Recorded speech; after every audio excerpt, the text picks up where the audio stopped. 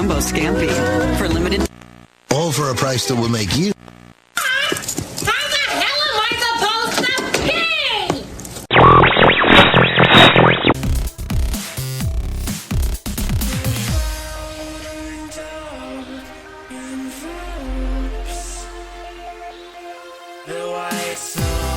pay? You're listening to BAMF, UK Comic Book Radio. One intro, Bert.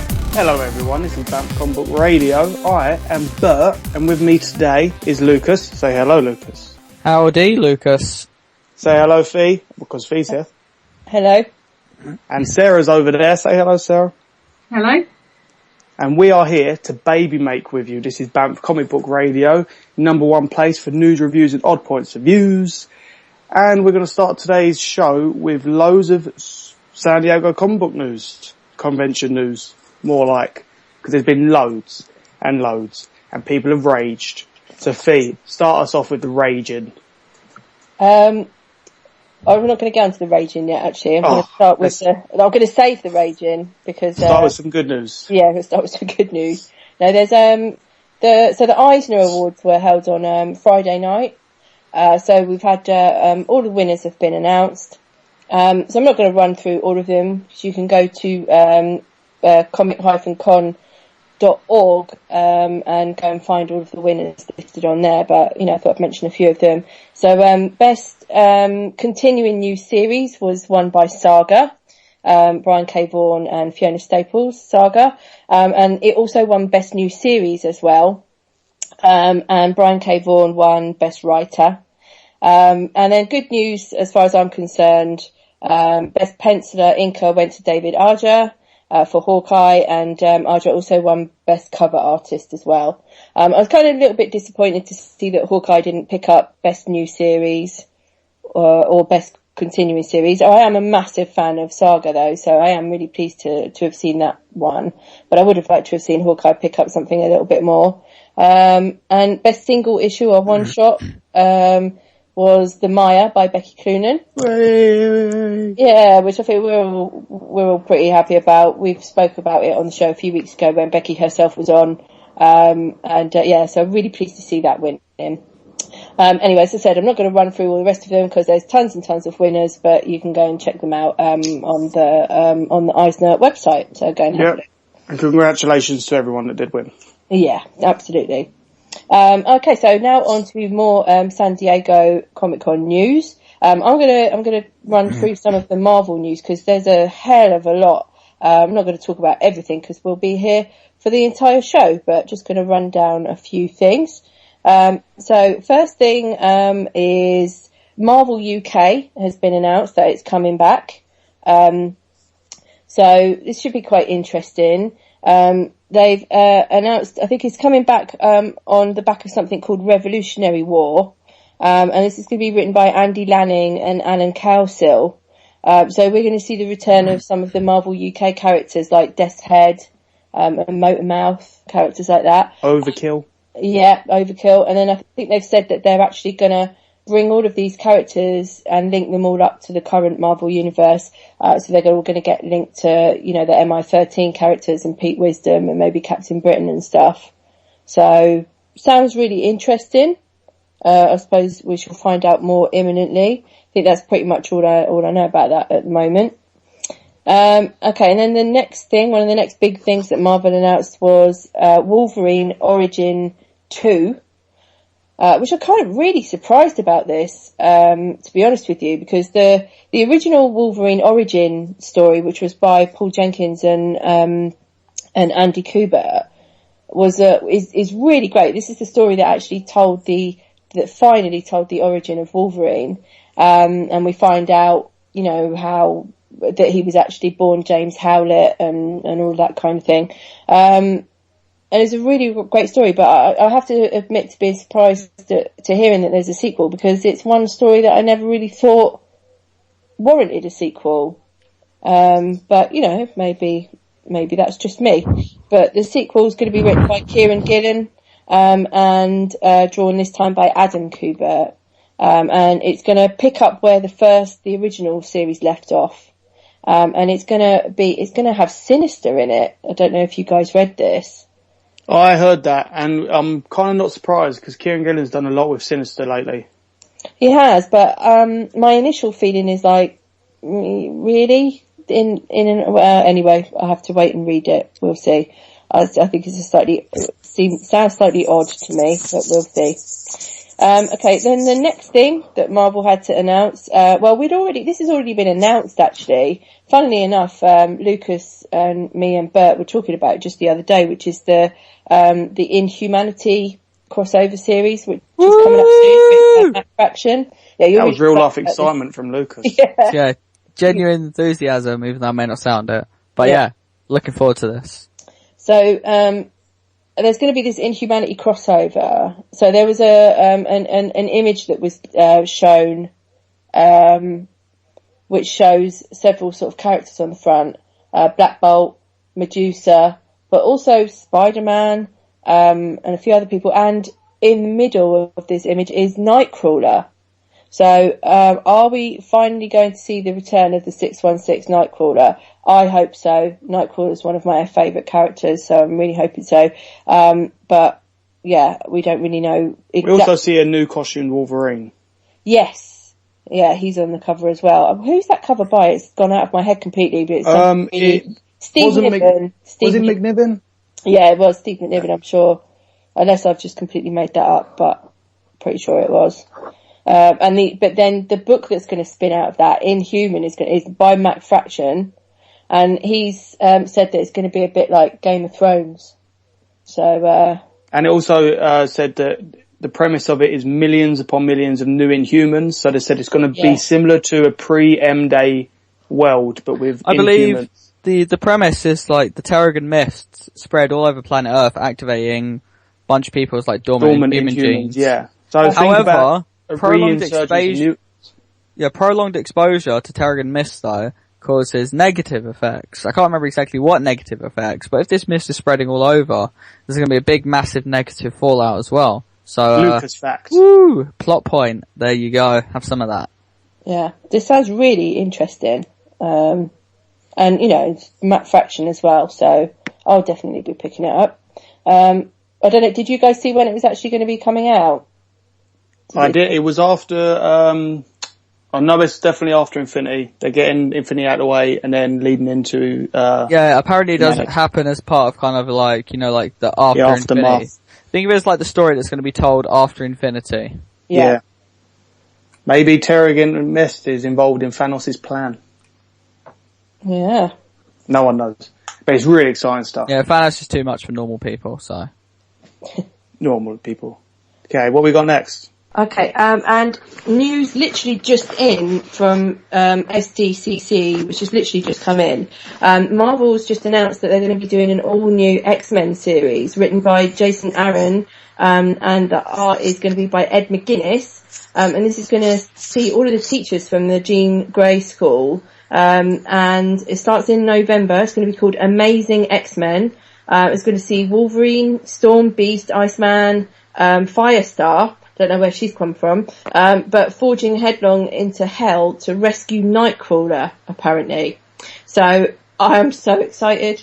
I just mentioned Nightcrawler earlier about him maybe coming back. So I don't know why. Right, Nightcrawler is apparently in hell.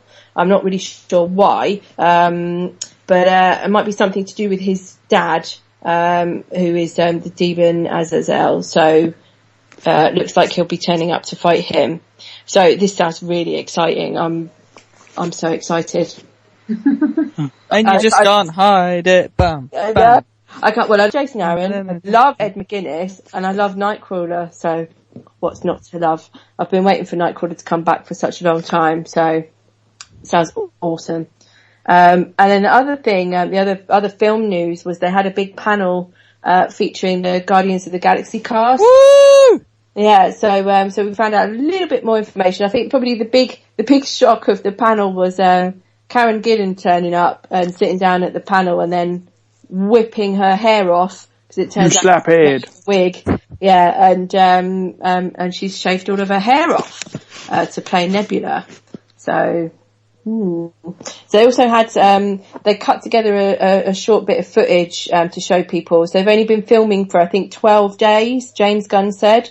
So they haven't got, tons of footage, but he managed to cut a little teaser trailer together, which they showed to everybody, which sounds amazing. I think it went down really well. And they had, they've also got some props and stuff from the film, that they were exhibiting as well. So, sounds awesome. Can't wait to see this film. Really, really excited about it. Yep. Okay, so next is, well, not really, they didn't actually tell us much, but they just showed us a picture of Marvel Man and said that they haven't forgotten. Which means that they have forgotten, but then just before San Diego said, oh Hi. shit. Hello, Sarah. I'm back. Yeah, we got you back. Alright, cool. Hi. Alright, start from they wherever you were, but... Yeah, so what it means is they did forget, but then just before the weekend came, they didn't forget and was like, quick, get us a symbol while they battle out this law suit thing or copyrights thing. I don't know. I'm giving up on caring for Marvel Man now, Marvel. You've ruined him. Yeah, I've got to say, I'm just like, whatever. If it comes along, it comes along, and if it doesn't, then it doesn't.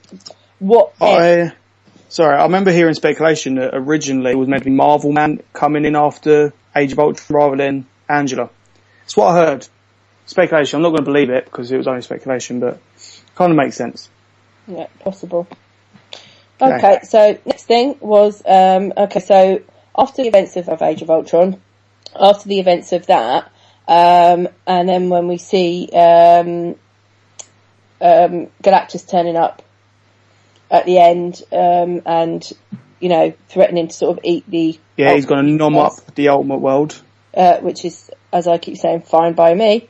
Then Bendis and stuff was talking about this series called Cataclysm, The Ultimate's Last Stand by Bendis and Bagley, which is going to be 5 issues coming out in November. So this is about the 616 Galactus coming to the Ultimate Earth and eating it. Bendis has said this is really, really important chapter in all the Ultimate books, and will feature all of the characters from the Ultimate books, including Miles Morales, and is, talk about breaking up the barriers between the two universes, which we kind of knew this. So that I assume that this must spin out of Hunger, whatever happens in Hunger. Yeah. Lots of people obviously are asking questions. Is this going to be the end of the Ultimate universe altogether? And are we going to then see Miles Morales move over to the 616? And they won't answer this question at all yet. They just keep saying you have to read this Cataclysm event. Yeah. I also heard the question was asked, will we see an outcome from Peter Parker Googling Miles Morales' name? And apparently that has got something big coming. I can't remember where they said it was coming, but it's definitely going to be touched upon.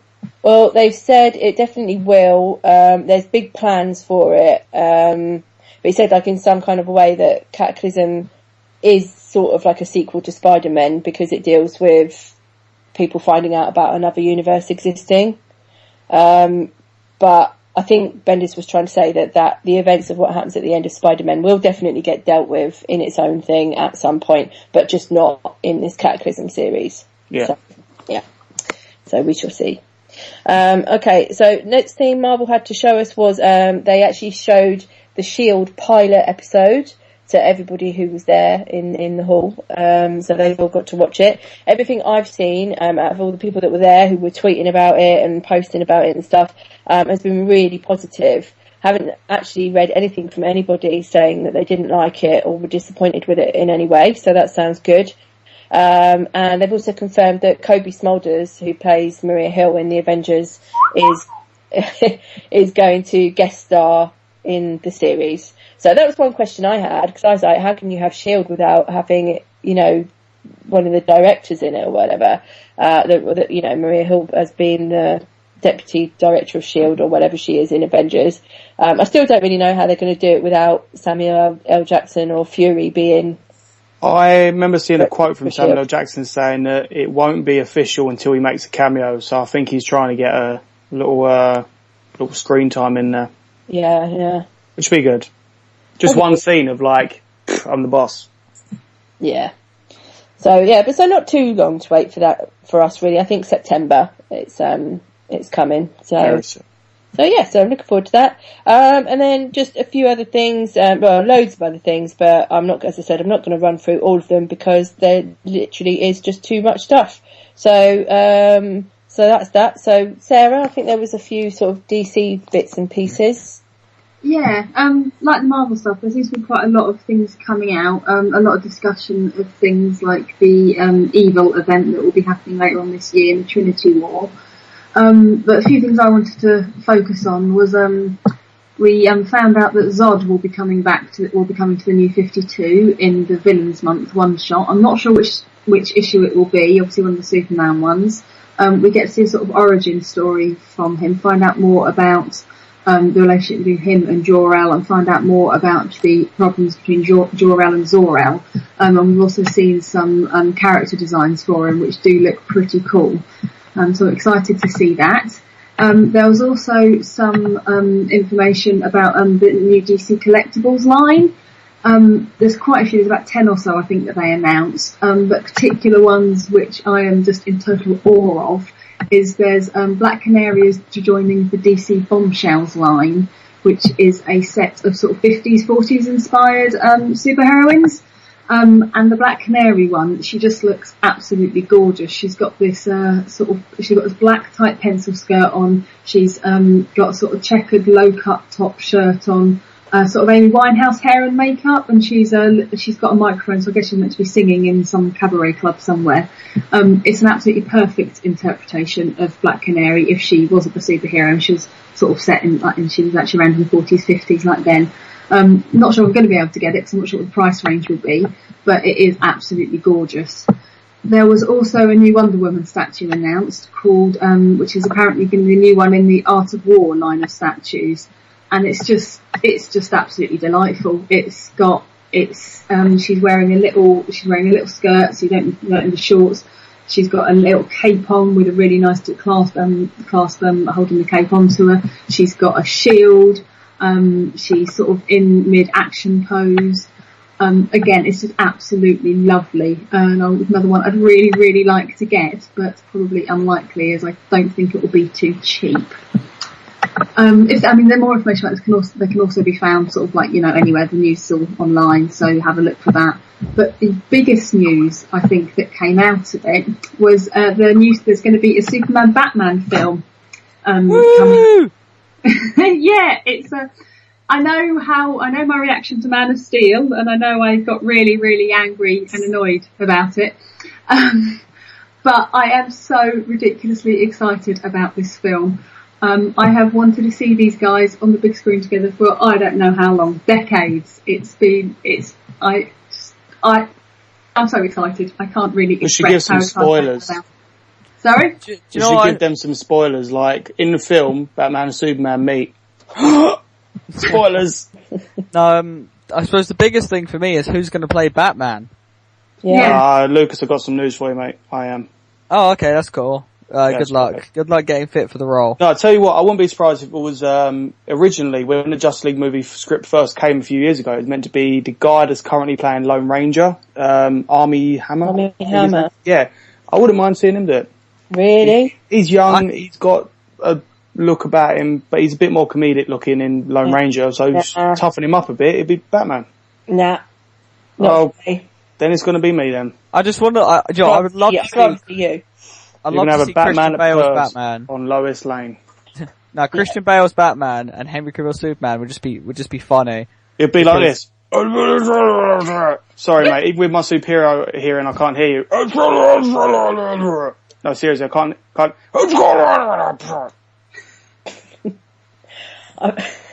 I've seen loads of people whining about this news today. Yeah. It's like, oh my god.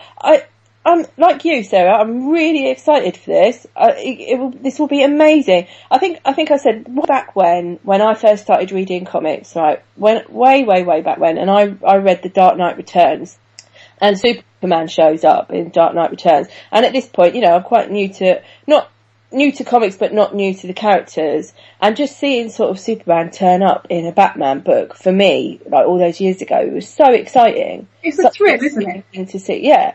And like to see them together, on film together, it would be amazing, no matter who's playing Batman or whatever. I've seen a lot of people saying that they think that this is a bad move because, so this is coming as a Man of Steel sequel, so this will be in effect Man of Steel 2, and Batman will be appearing, rather than a standalone Batman Superman film, and a lot of people think that that's doing a disservice to the Man of Steel film and Henry Cavill and the whole franchise. But I don't think so. It was kind of nodded to in Man of Steel. You saw 2 references to both Wayne and LexCorp.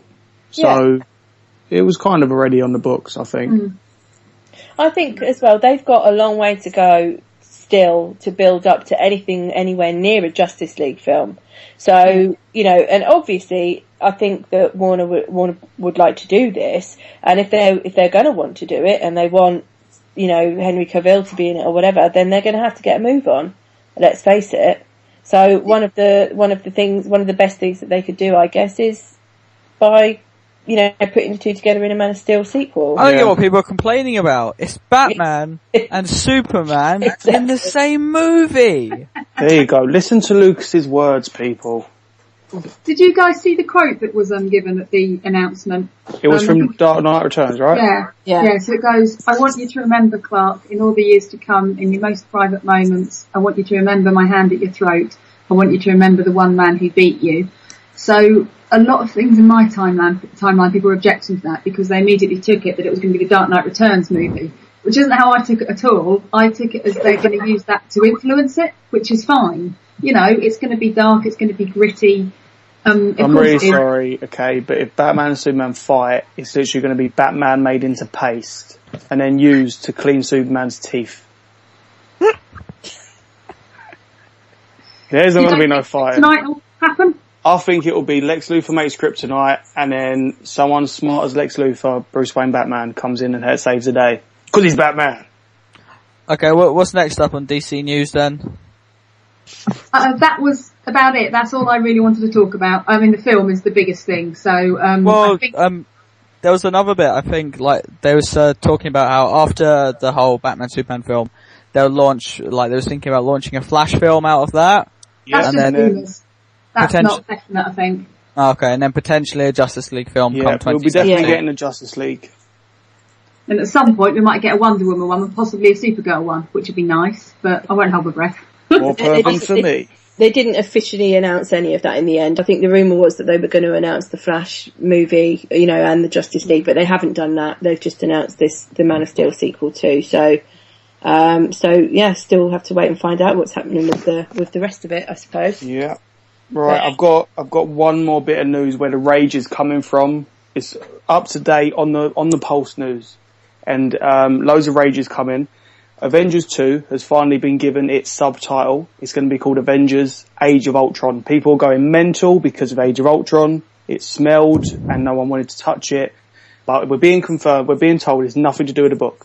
This is going to be an origin story for Ultron. But there's going to be no Hank Pym. That's my rage. Okay. I tried all weekend to be really excited and really happy, but then this final bit of news broke me. No Hank Pym in Avengers 2 or involved in Age of Ultron. People should just burn their copies of Age of Ultron if they haven't already, because they probably have. Anyway, don't really do that as a joke. We're being told there's going to be no Hank Pym, but we are being told that it's going to be Ultron. It's going to be tied with the Avengers somehow. Special Iron Man makes him.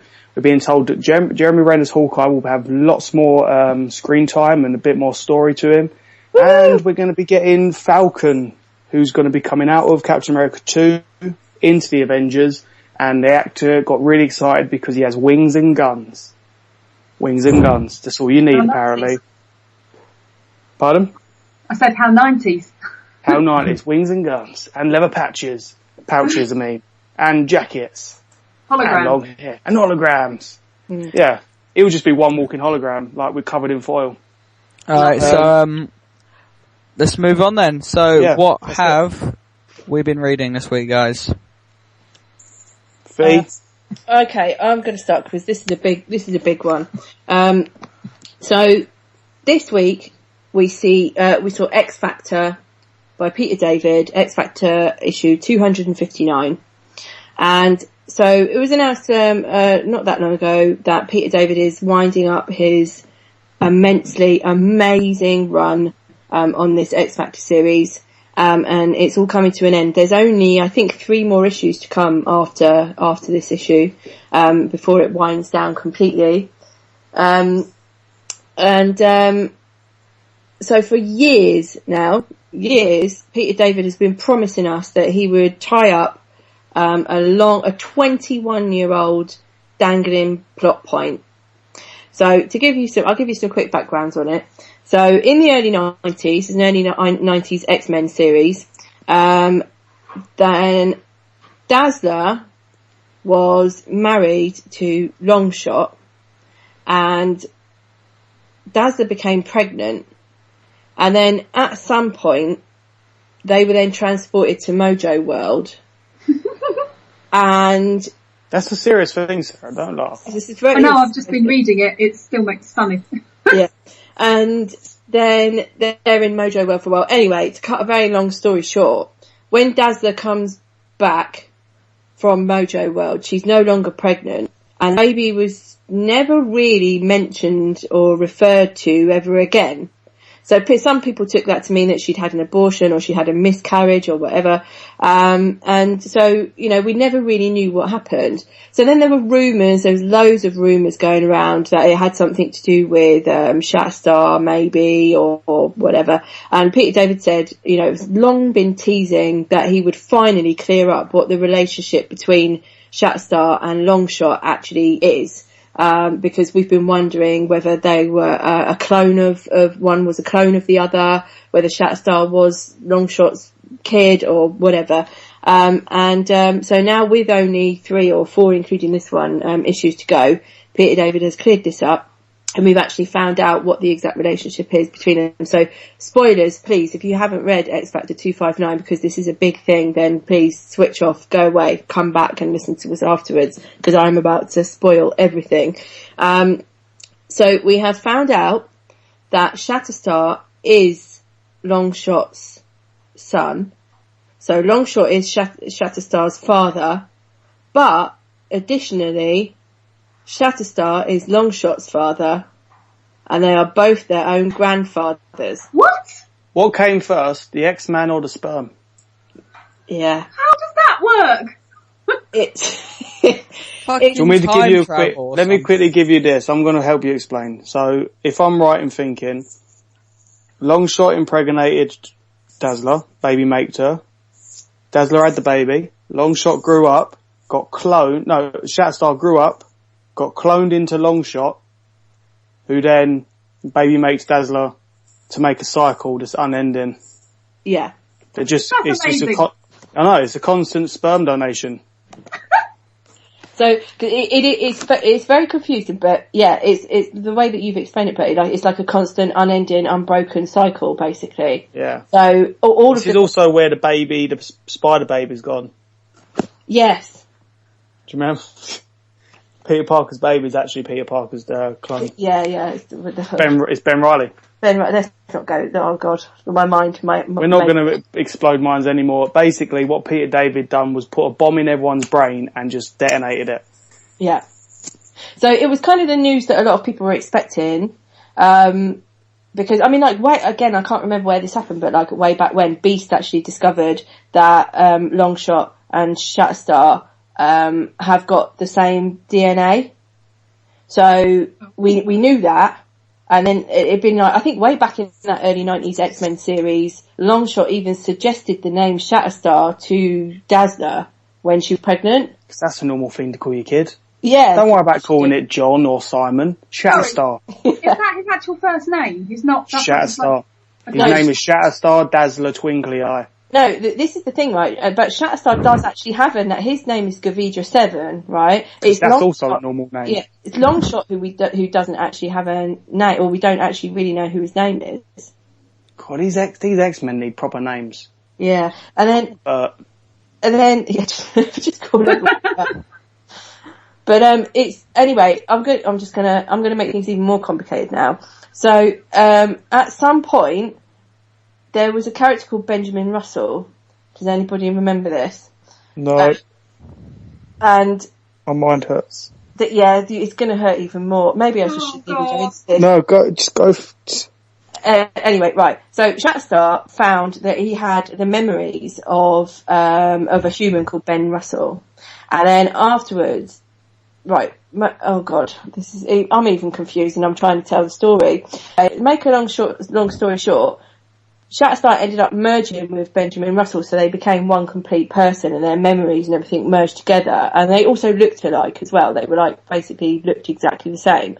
And none of that was really explained by Peter David or spoken about or sort of mentioned in any way. I think basically he's actually chosen to ignore that part of the story, which I'm kind of quite glad about, because it made no sense. Yeah, exactly. As opposed to everything else he's done. As opposed to them being their own grandfathers, which makes infinitely much more sense.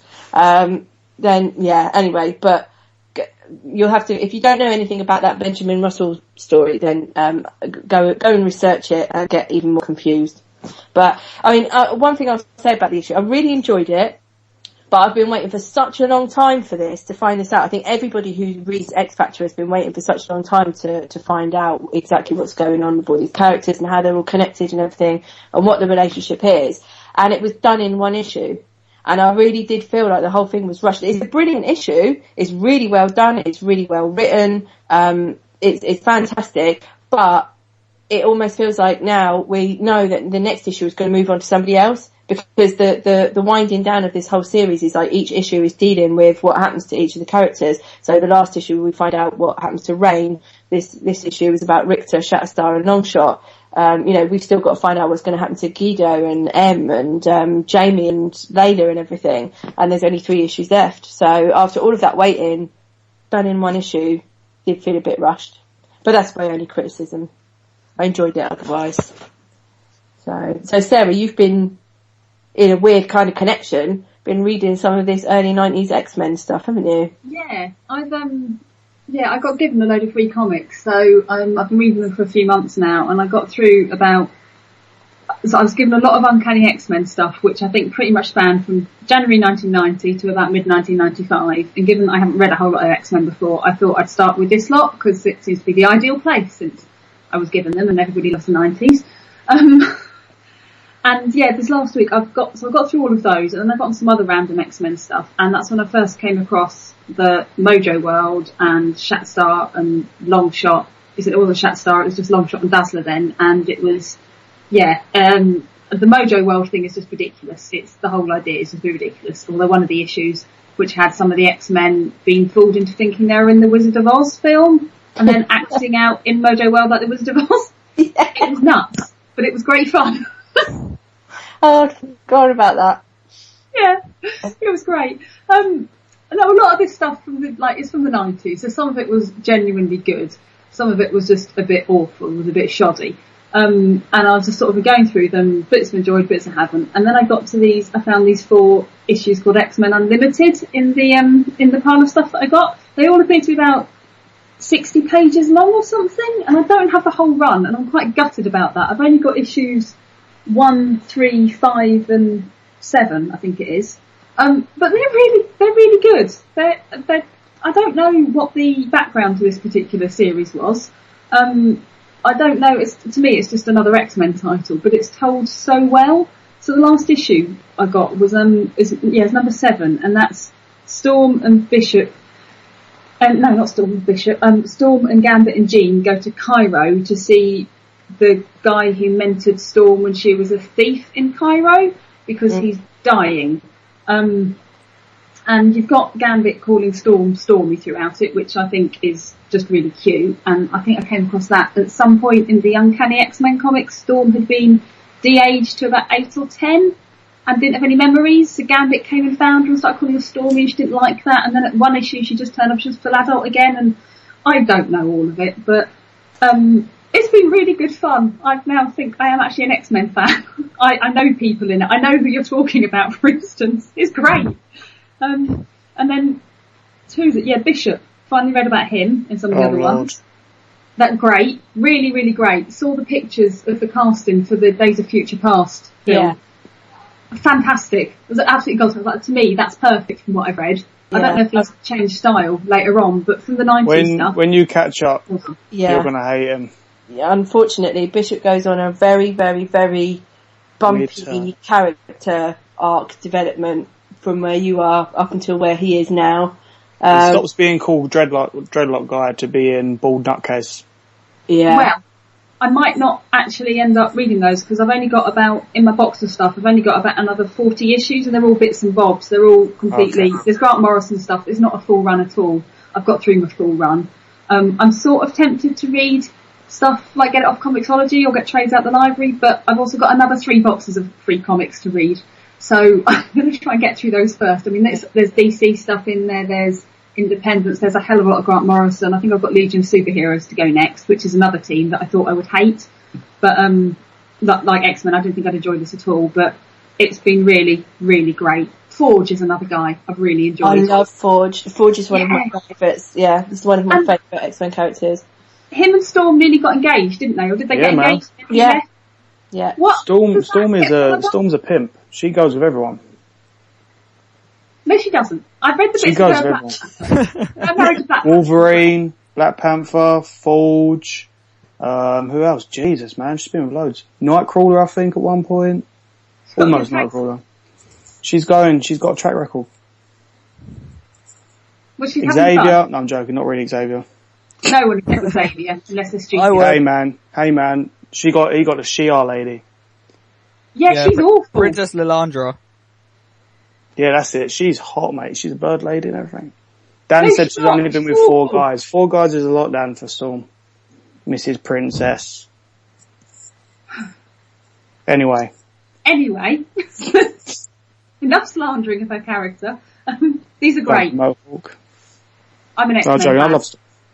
Good, because X-Men are cool. Just a little bit bumping, a little bit weird in times. I'd recommend if you can like pick up trades and stuff from the library or something. I'd recommend you go on to that you do all of the sort of Messiah complex. All of that, and House of M and that. Oh, I do want to read House of M. That's been on my to-read list for a long time, so I knew about that.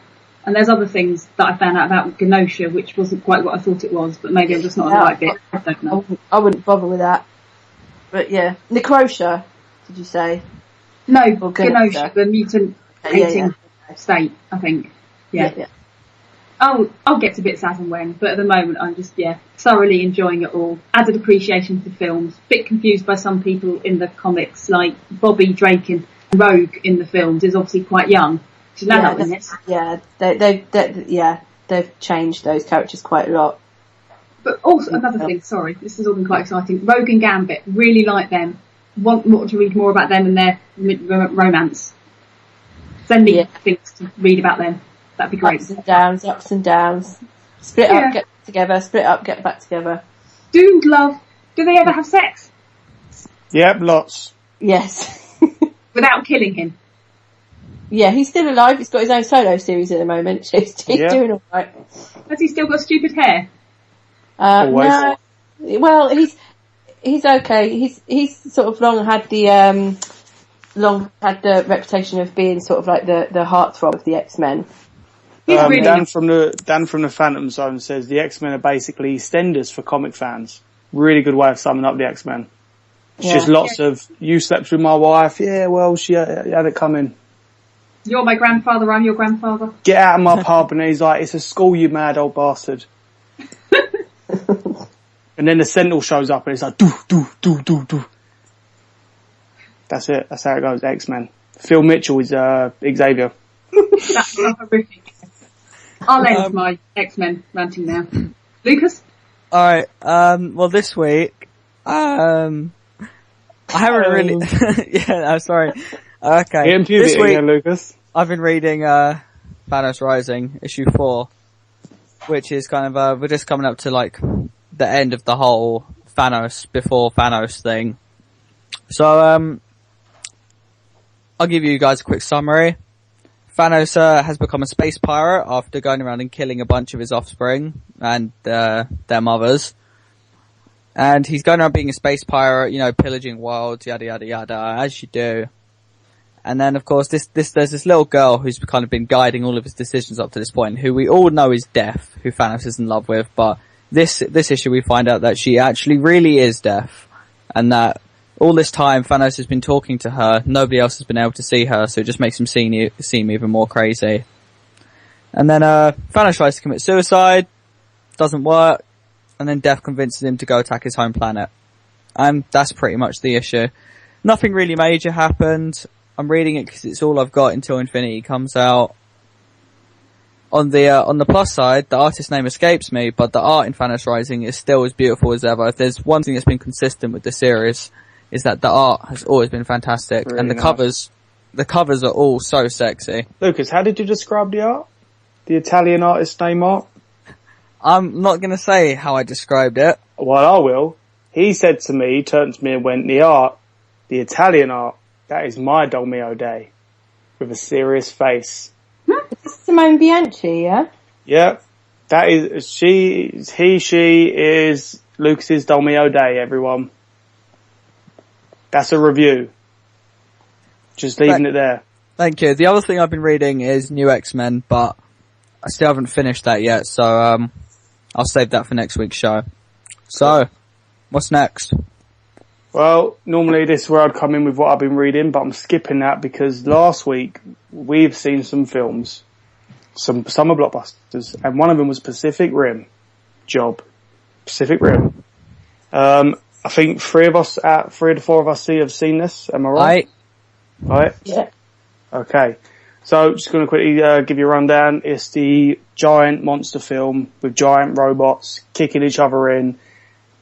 I enjoyed it a lot.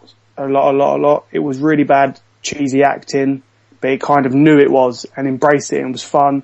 And it had giant monsters being cut in half and being punched and robots being torn asunder as cheesy looking American chiseled jaw guys and fake Australians got beaten up. It was fun. Yeah, apart from everyone in it's British as well. That's the other thing. So you've got my Idris Elba, who cannot do any wrong in my eyes, as far as I'm concerned. And Sean from EastEnders, who was pretending to be Australian. Keeping in the EastEnders pool there. Yeah.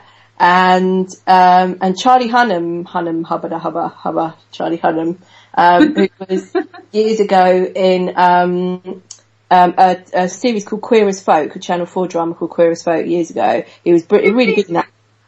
Yeah, very young he would have been in that. That was like late 90s, was it? Was he the kid? He was the kid. Yeah, he was the blonde kid in it, yeah. I remember. So that's him. And he's been for the last few years in a TV series called Sons of Anarchy, which I randomly, in a random connection, started watching yesterday. I didn't actually realise that he was in it. Yeah, he's alright. He does a good job. But I don't understand why he has to be American when Idris Elba has obviously got bored of doing American accents and has decided to do his British accent. So why Charlie Hunnam had to be American, I don't know. But anyway. Because America won the day, man. America! They won. America, yeah. But it's right, the whole film is stupid. It's preposterous, it's ridiculous, it's stupid, but you know that going in to watch it because it's massive, giant robots versus monsters from the sea somewhere in the... From the rim. From the Pacific Rim. From the rim, just say that. It's ridiculous. But is it fun? Yeah, it's really good fun. Really beautiful CGI. Because it is largely, let's face it, a film. It's a CGI film. Most of the sets, everything, all of the action that happens in it is all CGI related. But it is done really, really well. It is quite a sort of, spectacular visual. I think, as Bertie said, some of the acting and the dialogue was really bad. But, as long as you go in not expecting to see, I don't know, I can't think of anything now, but, The Dark Knight. or something highbrow or whatever. It is what it is, and I don't think it pretends to be anything. It's not that, Nabby. Yeah, it doesn't pretend to be anything other than what it is, and for that I think you have to admire it, really. It's not a brilliant film, I'm not going to say that it is, but is it enjoyable? Yes, it is. It is literally worth a watch. When the DVD comes out, if you've got nothing to do, sit, get some mates around, chill out and relax, you'll all have a good time. And Ron Perlman's in it, he's funny. Well, I'm gonna have to kind of, counterfeit and say, I think it is a brilliant film if you're going into the cinema to see a film about robots fighting sea monster alien dimension thingies. Clones. Okay. Right. Spoiler, but no, I went into the cinema thinking, I just want to watch dudes punching other dudes. And instead what I got was robots punching giant aliens, and it was great. And it was a lot of fun, and I wasn't expecting the acting to be great, so therefore it wasn't that much of a disappointment to me, and I love cheesy acting, so. But yeah. I thought it was enjoyable. fantastic. Go see it. Out of 5 stars, I'd give it about a 3, 2.5, 3. I'd give it 3 stars. I'll give it a 2. And an extra one just for Idris Elba and Charlie Hunnam, the hubba. Oh, that's cheating. Okay, and the second film we saw was the Flashpoint Paradox, was the latest in DC animation. This one took place using the story of Flashpoint by Jeff Johns and Adam Kubert. And yeah, it was alright. I don't really have much to say on it. Lucas and Sarah, I believe you two have seen it. I'm going to let you two handle this one. Well, I liked it. I'll be honest, I'm going to go at the start of the animation, in my opinion, wasn't that great. Yeah, the way certain characters looked, like Aquaman's head was too small for the rest of his body. Yeah. All always made him look like that, all the men. They all had really small feet, really small heads, but really large chests. Yeah. Like I didn't like the way the animation was. I didn't like the cut to like there was a standard kind of animation, then it goes to kind of like this 3D animation, usually when the Flash is running, and it just doesn't look as good. There's this whole ending sequence where the Flash is running around, and it just looks horrible. It looks really, really badly done. Other than that, the story was, it was Flashpoint. It was alright. Condensed into about an hour, 20 minutes worth of story. Batman was cool. And then I was like, I want my Batman back. That was pretty much it, really. Yeah. Sarah? Yeah, well I actually really did quite enjoy it. I mean, the animation, as you said, just the styles, the faces and the eyes were just pretty dire, I thought, actually. But the whole thing I did quite enjoy, and I hated Flashpoint in the comics when it came out, although I could work out at the time that it was to do with the delivery. It felt forced, it felt rushed, it felt like it was done just to reboot the universe at the end of it. It didn't feel like anybody had put really much heart and soul into the story. So it just came off really badly, whereas this film didn't feel like that. I thought it was good fun. Okay, none of the characters in there, hardly any of them are like you'd expect them to be, but that's because it's a whole different world. It's a world of Flashpoint, so Wonder Woman's just a bit proud and mental, and Aquaman's just bitter and twisted and looks not as much quite like a Nazi as he did in the comics. He had slightly longer hair, but that was still a bit strange. So the only people who were like really true to form, I think, Barry Allen, who I'm not particularly a fan of anyway, but he was alright in this. I guess Superman still has some of his basic character about him, just the fact that he's this weedy, sickly. You mean Mr. Fantastic Superman? Yes, yeah. Very long-limbed, isn't he? It's a bit like a spider. Yeah, but no, I enjoyed it. I sat there and I giggled my way through it. I essentially just like to see superheroes on TV.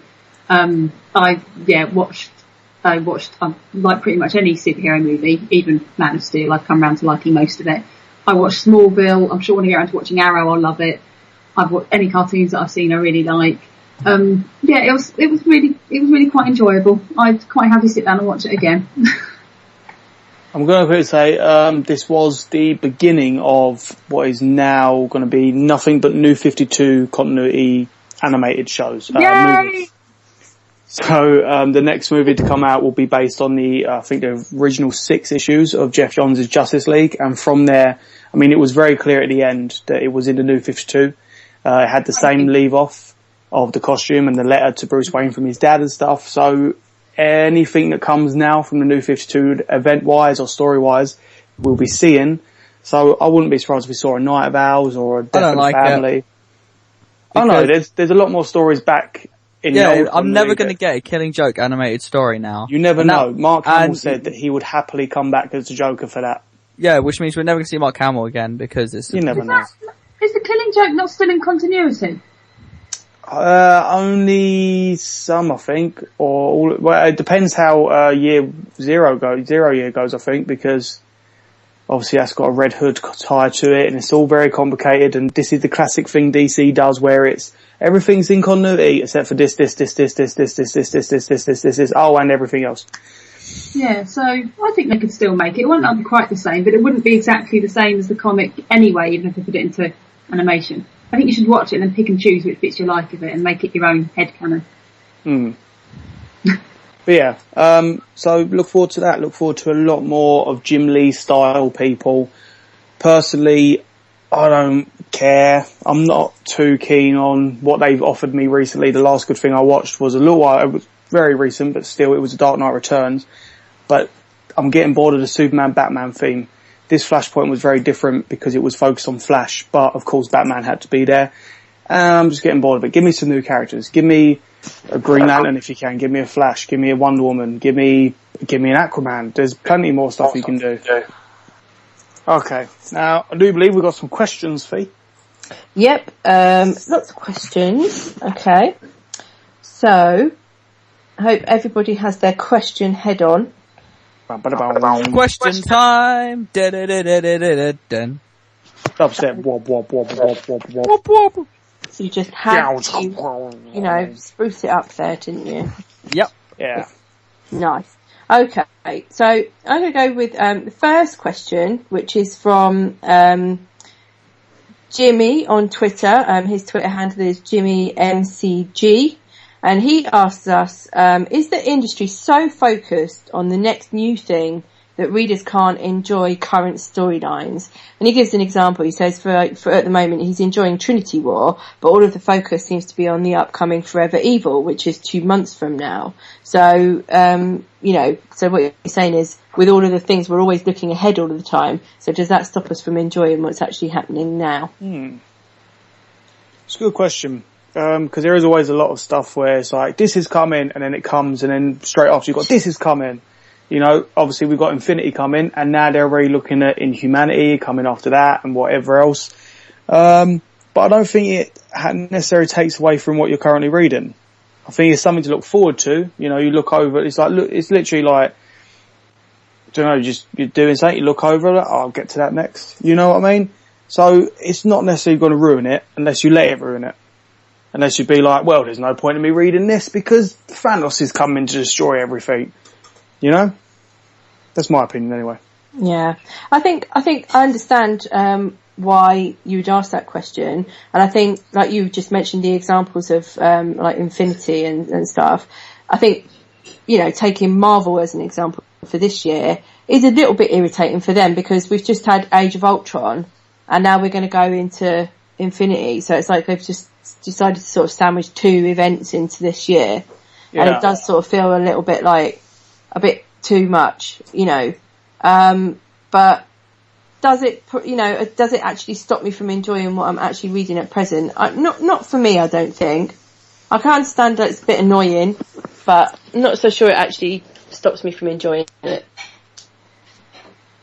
Maybe it's, sorry, go on, Lucas. Well, yeah, no, I'm kind of with Phil on that. It doesn't stop me from enjoying it. Sometimes I don't like being, look out because the next big thing is this thing. But, I'm still quite capable of enjoying what I'm currently reading and still looking forward to whatever new is going to come out. Yeah. Sarah? I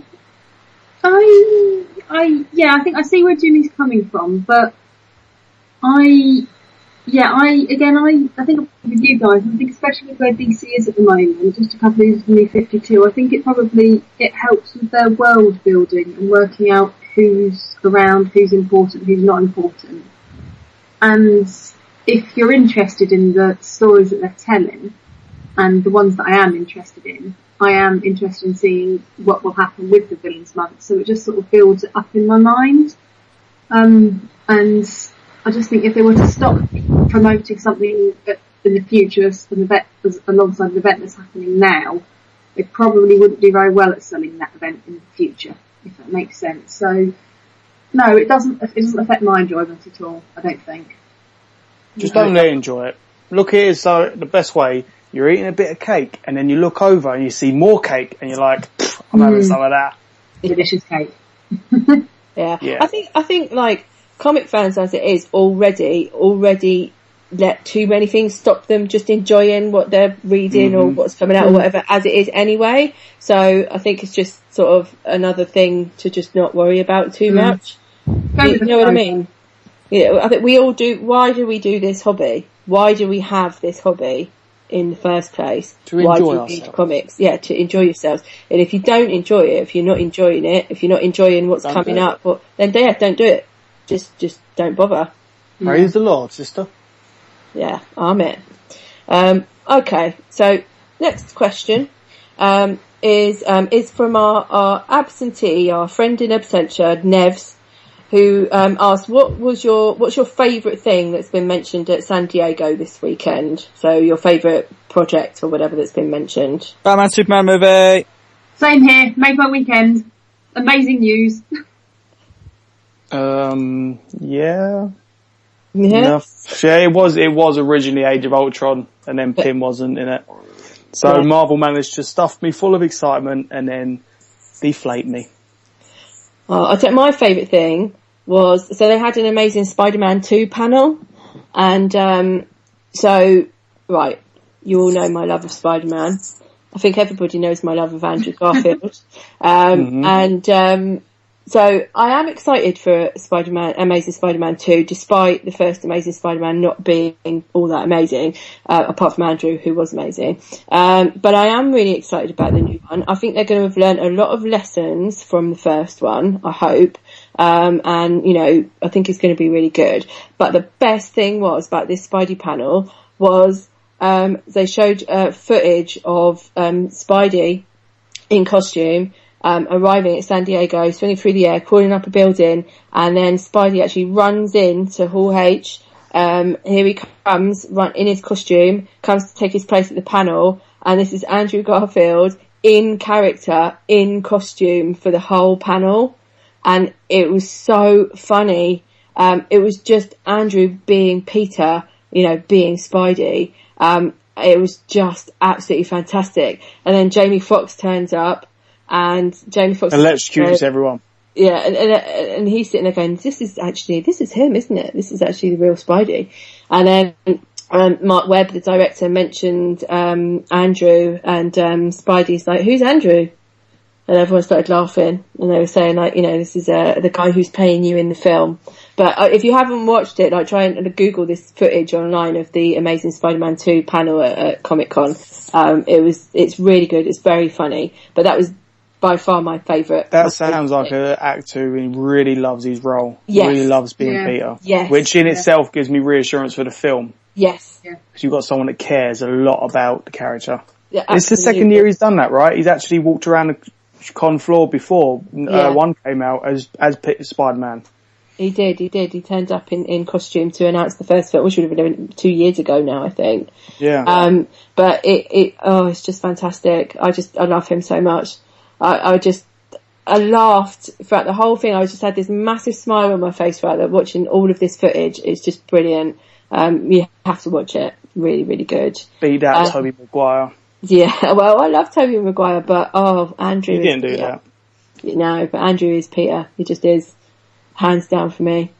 And then I think my other favourite bit of news was just it's probably that Amazing X-Men news, probably just because of the Nightcrawler thing, just because I've been waiting for such a long time to come back.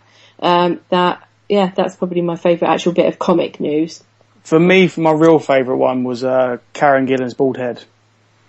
Yeah, but she still looks hot. Smoking hot. Yeah. Okay, what's next on our questions? Okay, so we've just spoken about it again, and we spoke about it earlier, the Batman Superman thing. So, if we're going to take the traditional superhero team up thing, where the two heroes turn up, but they don't really know each other, and then they take a while to suss each other out. And whilst they're sussing each other out, they have to have a big fight before they then decide that they need to work together to fight the bigger foe, right? Traditionally, that's what happens in these kind of things, right? So, Question from @JamesSharp on Twitter, and that's Sharp with an E on the end. And he says, how can a film about a millionaire hitting an indestructible man actually work? Batman breaks his fist, and it's the end of the film. Yeah. Batman gets ground into a paste, as Bert said, especially if they're going with the realistic thing. So, it'll be interesting. I think. Or Batman's already salvaged some of that destroyed Kryptonian tech that has been dotted all about the planet since Superman went on his big fight. And then after that, they synthesized some kind of anti-Superman weapon in his gauntlets or something, made from Kryptonian atmosphere from the World Engine, and uses that to punch Superman out. Bazinga! Well done, Lucas. Or Batman phones up the Avengers. Sorry, sir, I kind of completely cut you off there. I'm sorry, go on. I was just going to say, well done, Lucas. That could actually work. I mean, my other contribution would have been Batman could just growl at Superman until he gets too annoyed and walks away. Batman. Or he could possibly lecture him for killing Zod. But I guess that would probably get quite boring as well. It's easy. Alfred steps in and says, guys, this I isn't tried to protect right. you, and I haven't. Alfred hits Batman. He's pushed your head off. Yeah. Maybe he gets some Martha Kent and Alfred hooking up, getting jiggy with it. Old people style. Give Batman and Superman a brother or sister. Shut up, Bert. Shut up. Getting it on like, oh, hello, who's going to have a bit of cake? And then that's it. They're on it. That is drunk Alfred, by the way. Of course, they have to be drunk because they're sensible normally, but once they're drunk, that's it. The loins come off. They go crazy. Old people crazy. Well, I hope I justified how Batman could stand up to Superman in the film, because that was my entire kind of mine and Bert's plot idea for Man of Steel 2, and how Lex Luthor would do something. Yeah, while we was writing it under the guise of David Goyer and Christopher Nolan. Yeah. But let's talk about our secret lives as cool people. Right. What's next? Okay, so another question. This one's from @P60M on Twitter. So he says, would you rather see events, so linking back to what we were talking about with Jimmy's question at the beginning, would you rather see these events just happen without being told that they're life-changing and everything is going to change as a result of this event, and just let them be done and written well and then judged on their own merits? Do you know what? Yeah, because then you don't get disappointed when they say, this is the event that will change your life, and then you read it and you found that your life hasn't changed. Yeah, I think nothing illustrates that better than Age of Ultron, which got hyped up so much. And then pissed on us. Yeah, and then we kept getting told that the end of this was going to change everything. Nobody was ever going to guess what was coming. And, we would never see it. And then it would got to the end, it's like, oh, really? That was it? After I've been told all of this? I think that event really does sort of epitomise that. But you see, I'm seeing the same thing now with Infinity and stuff. Like, nothing's ever going to be the same again. But it will. Even if something's changed temporarily. Yeah. They don't, when they do change things, it don't seem long enough. I mean, I've got to hand it to them. House of M and Civil War lasted a really long time in the aftermaths.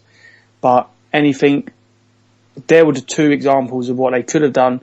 But everything that wasn't those two either changed a little bit, like Hulk's back and now there's a Red Hulk, but things go back to normal, or Secret Invasion with Norman Osborn taking over, but then things go back to normal.